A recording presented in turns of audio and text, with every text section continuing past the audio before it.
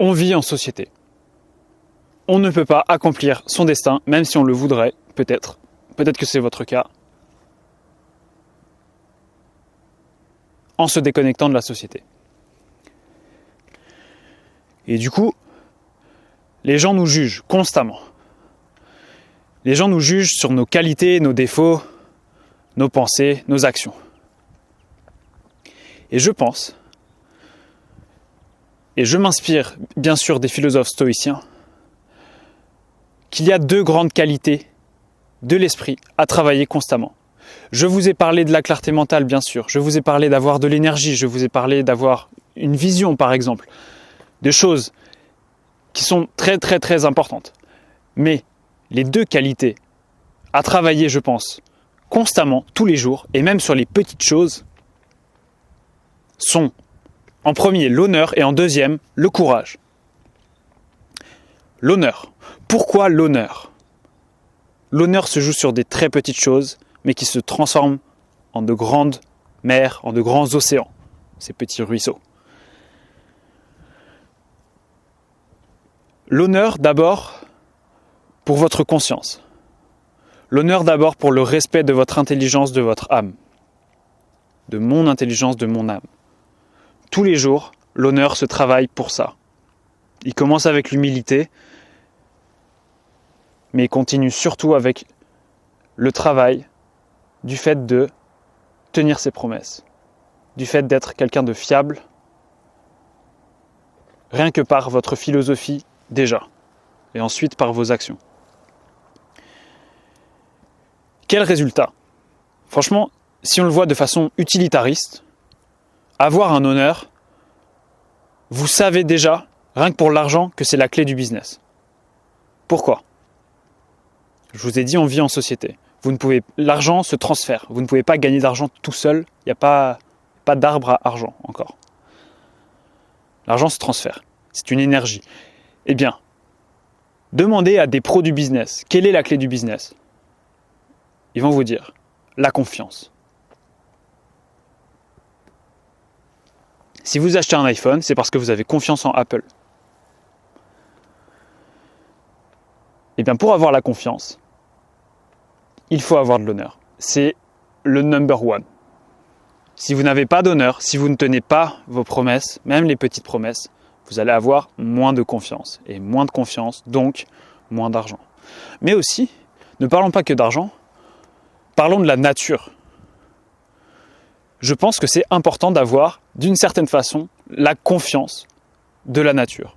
Je ne dis pas que je l'ai, mais je pense que c'est intéressant de la travailler. Pourquoi ? Parce que vous connaissez ça, c'est le karma. Quand vous travaillez la confiance de la nature, vous travaillez un karma positif. Vous pouvez aussi avoir vos croyances, par exemple, avec Dieu. Et c'est exactement ça. Donc, l'honneur vous permet d'accéder à la confiance des autres et de la nature ou de Dieu en fonction de vos croyances. Et c'est une qualité de l'esprit hyper importante. La deuxième, le courage. Parce que être homme de bien, femme de bien, c'est génial. Enfin, je dis pas que je le suis, mais je veux dire, travailler à être homme de bien, femme de bien, c'est un objectif magnifique. Maintenant, je pense qu'il manque le courage. Alors, ça s'intègre dans la définition finalement d'homme de bien et de femme de bien. Mais avec le courage, on va plus loin. Le courage, c'est quoi ?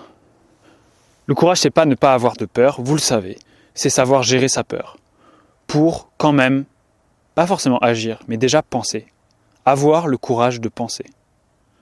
Donc autant pour l'honneur, je disais la première clé pour l'honneur, c'est de tenir ses promesses, de faire exprès de promettre de petites choses, puis de tenir ses promesses, et de travailler à ce qu'elles soient toujours tenues.